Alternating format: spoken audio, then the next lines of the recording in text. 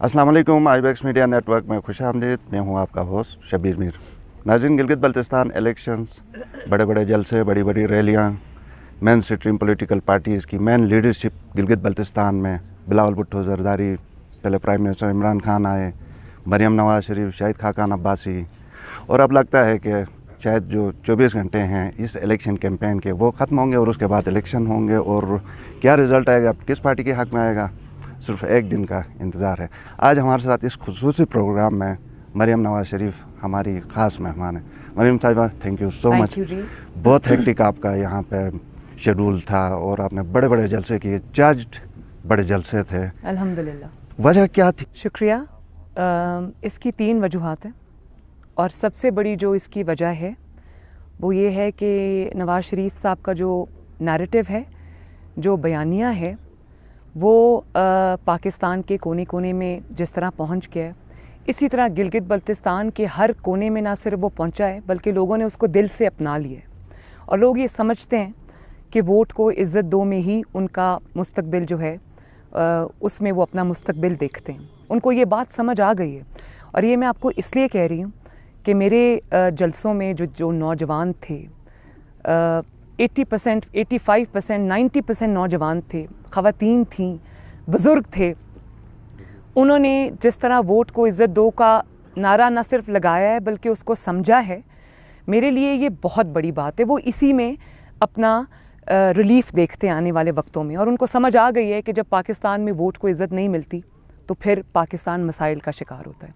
एक तो मियाँ साहब का नैरेटिव है, दूसरा वो सिर्फ नैरेटिव नहीं है। अगर खाली नैरेटिव होता तो लोगों ने, जिस तरह इनका नैरेटिव था कि तब्दीली आ जाएगी, वो तब्दीली नहीं आई। तो इसी तरह मियाँ साहब का जो नैरेटिव है, it is backed by performance. तो आप ये देखें कि गिलगित बल्तिस्तान के एक कोने से दूसरे कोने तक पिछले 5 साल में जब PMLN की हुकूमत थी, जो तरक्याती रिकॉर्ड काम हुए हैं उनकी मिसाल 70 साल में नहीं मिलती।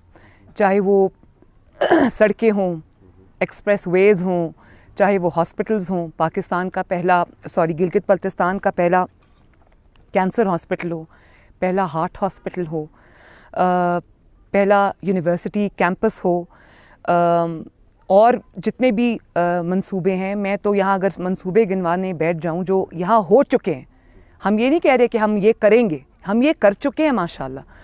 तो एक तो लोगों ने वो देखा, और उसके बाद जो हमारे चीफ़ मिनिस्टर हैं बहुत पॉपुलर हैं यहाँ पर, लोग उनको बहुत रिस्पॉन्ड करते हैं। बल्कि कई दफ़ा मैं देखती हूँ जलसों में मेरे से ज़्यादा वो हफीज़ुर रहमान साहब को रिस्पॉन्ड करते हैं। उसकी वजह यह है कि लोग ये जानते हैं कि उन्होंने मियाँ साहब का सच्चा सिपाही बनकर उन्होंने जिस तरह खिदमत की है गिलगित बल्तिस्तान के अवाम की, और जिस तरह ट्रांसपेरेंट तरीके से उन्होंने हुकूमत चलाई है, इतने बड़े बड़े प्रोजेक्ट्स दिए हैं, तो लोग उस खिदमत को भी जानते हैं। 70 साल में गिलगित बल्तिस्तान को वो चीज़ें, वो हक़ नहीं मिला जो अल्हम्दुलिल्लाह पिछले 5 साल में मुस्लिम नून ने उनको दिया। ये जो तीसरी वजह ये कि पाकिस्तान में जो ये जाली हुकूमत है वो हर जगह फेल हो चुकी है और कमज़ोर हो गई है, घर जा रही है। और जिस तरह उन्होंने भूख, नंग, इफलास, रोज़गार छीने, कारोबार तबाह किए, पाकिस्तान को बदहाली का शिकार किया, गिलगित बल्तिस्तान के अवाम ने वो भी देखा है। तो ये जो 3 चीज़ें हैं, इन्होंने आज ये जो एक इतनी बड़ी सपोर्ट है मुस्लिम लीग नून के लिए, ये तीनों फैक्टर्स उसके पीछे। सही आपने कहा, वफाकी हुकूमत घर जाएगी, हो सकता है जाए ना जाए, और कब जाए इसके ऊपर आते हैं। लेकिन इससे पहले ये जो बड़े जलसे, 4 जलसे हैं, क्या ये वोट में ट्रांसलेट होंगे आपके ख्याल में? इंशाअल्लाह ताला। क्योंकि देखें, जलसा बड़ा होना कोई बहुत बड़ी बात नहीं है। ये जलसा बड़ा होने से ज़्यादा जो चीज़ मेरे लिए अहमियत रखती है और जो कि आई ओपनर है, वो है उन जलसों के अंदर लोगों की दीवानावार शिरकत और जो उनका जज्बा है। सबसे बड़ी बात ये होती है जज्बा। आप लोग इकट्ठे कर सकते हैं, आप उनके अंदर जज्बा पैदा नहीं कर सकते। जो जज्बा मैंने यहाँ पर देखा है, चाहे वो हुंजा हो, चाहे वो गांचे हो, चाहे वो सकरदू हो, या वो गिलगित हो, या वो कोई भी दियामिर हो, कोई भी इलाका हो, जो मैंने जज्बा यहाँ पर देखा है, मैं खुद हैरान हो गई। मैं फ्रैंकली एक्सपेक्ट नहीं कर रही थी। तो वो जज्बा, अगर वो नंबर्स ट्रांसलेट नहीं होते, वो जज्बा ज़रूर होगा ट्रांसलेट, क्योंकि लोगों ने दिल से अपना लिया इन चीज़ों को। इंशाअल्लाह ताला یہ دھاندلی کر لی انہوں نے, جو پری پول ریگنگ کرنی ہے, اللہ نہ کرے ان کو کوئی توفیق ہو کہ یہ پولنگ ڈے پہ بھی اپنا تماشا لگائیں, اور اگر خدا نخواستہ کوئی رائے مسلط کرنے کی کوشش کی گئی جی بی کے اوپر, تو میرا نہیں خیال کہ اس کو لوگ ایکسیپٹ کریں گے. ابھی تک جو ایونٹس ہوتے آ رہے ہیں سیریز میں, گنڈاپور صاحب, عمران خان صاحب, اور یہاں پہ چیف الیکشن کمشنر کے اوپر بہت سارے سوالات اٹھ رہے ہیں, آپ پھر بھی سمجھتی ہیں کہ الیکشن فیئر ہوں گے, یا کہ ابھی سے آپ مائنڈ بنا چکے ہیں کہ نہیں یہ تو بالکل ہونا نہیں ہے ان چیزوں کی وجہ سے؟ دیکھیں, اب اس سوال سے بات آگے نکل گئی, کیونکہ پری پول ریگنگ جو ہوئی ہے وہ پوری دنیا نے دیکھی ہے. اب میں اس کو اگر ری کاؤنٹ کرنا شروع کر دوں تو آپ کے پورے انٹرویو کا ٹائم نکل جائے گا, کیونکہ وہ بہت زیادہ انبار لگے ہوئے ہیں اور پوری دنیا نے دیکھا. الیکشنز ڈیلے اسی لیے ہوئے ہیں کہ مسلم لیگ نون کا زور تھا یہاں پر, اور کینڈیڈیٹس ہمارے لے لیے, اور مانگے کے کینڈیڈیٹ سے جس حکومت کو مسلم لیگ نون کے کینڈیڈیٹس کی ضرورت پڑ جائے اپنے آپ کو ریلیونٹ کرنے کے لیے, تو آپ اس کا عالم دیکھ لیں کہ اس کا کیا گراؤنڈ پہ سچویشن ہوگی, کہ مسلم لیگ نون چاہیے ان کو اپنے آپ کو ریلیونٹ رکھنے کے لیے اس صوبے کے اندر. فرینکلی میں نے جتنے دورے کیے, میں یہاں پر بہت دن سے ہوں, میں نے پی ٹی آئی کی کوئی پریزنس نہیں دیکھی گراؤنڈ پہ, اور یہ میں بالکل حلفاً یہ بات کہتی ہوں کہ میں نے ان کی پریزنس نہیں دیکھی. ان کے الیکشن آفیسز خالی ہیں, ان کا کوئی جلسہ نہیں ہے, ان کے کوئی جلوس نہیں. میں حکومتی جلسے جلوسوں کو جلوس اور جلسہ نہیں سمجھتی.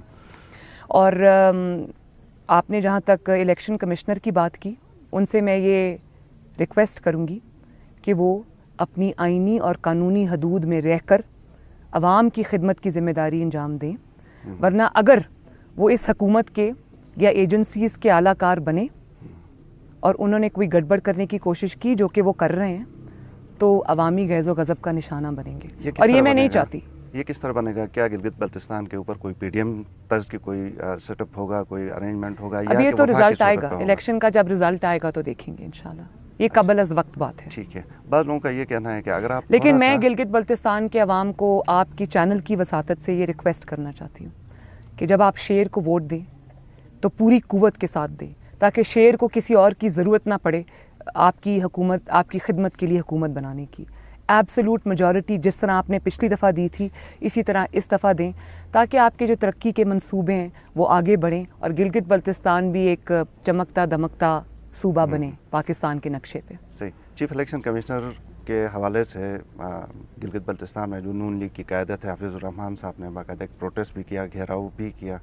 کیا آپ سمجھتی ہیں کہ پیپلز پارٹی کے ساتھ کل آپ کی بلاول بھٹو کے ساتھ ایک میٹنگ بھی ہو گئی, کیا گلگت بلتستان میں بھی کچھ اس قسم کی مزاحمت کے بارے میں کوئی آپ کے ڈائریکٹیوز اپنی ٹیم کے لیے؟ دیکھیں, میں اپنے کینڈیڈیٹس کو اور ہمارے جو چیف منسٹر ہیں حفیظ الرحمان صاحب, ان سے بھی میری یہ بہت بار بات چیت ہوئی ہے, کیونکہ ہم گھنٹوں کے سفر پہ اکٹھے ہوتے تھے, کہ ہمارے جو پولنگ ایجنٹس ہیں ان کو نہ صرف ٹرین کریں بلکہ ان کو کہیں کہ دھاندلی کے آگے ڈٹ جائیں. اگر وہ دیکھیں کہ کہیں دھاندلی کی کوشش ہو رہی ہے تو اس کے اوپر ریئیکٹ کریں, اور اپنا جو رزلٹ ہے اپنے سامنے کھڑے ہو کر ووٹس اپنے ان کی کاؤنٹنگ کروائیں. رزلٹ وہاں سے لیے بغیر سگنیچرز کے ساتھ اپنے پولنگ اسٹیشن سے مت نکلیں, اور الیکشن ڈے دھاندلی کو روکنے کی پوری کوشش کریں. اور میں نے عوام کو بھی یہ میسج دیا اپنے ہر جلسے کے اندر کہ جہاں دھاندلی ہوتی دیکھو, اپنے آپ کے پاس آج کل ہر انسان چلتا پھرتا کیمرہ ہے, اس کے پاس موبائل فون ہے, اپنے فون سے ویڈیوز بناؤ اور ان کو اپلوڈ کرو تاکہ لوگوں کو ان کا چہرہ نظر آئے.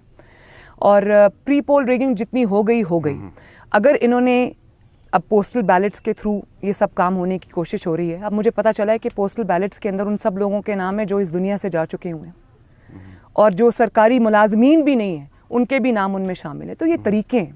اگر آپ نے کوئی زبردستی کا ایک فیصلہ, جس طرح آپ نے 2018 کے الیکشن میں پاکستانی عوام کے اوپر تھوپنے کی کوشش کی تھی, اور وہ 2.5 سال کے بعد آج وہ سارا نظام زمین پر آ گیا, تو جب جو نظام 2.5 سال میں زمین پر آ گیا, تو گلگت بلتستان میں اگر آپ نے وہ حرکت کرنے کی کوشش کی تو لوگ اس پہ ریئیکٹ کریں گے. ہمارے پاس مجھے لگتا ہے بہت ٹائم کی کمی ہے, اشارے آ رہے ہیں.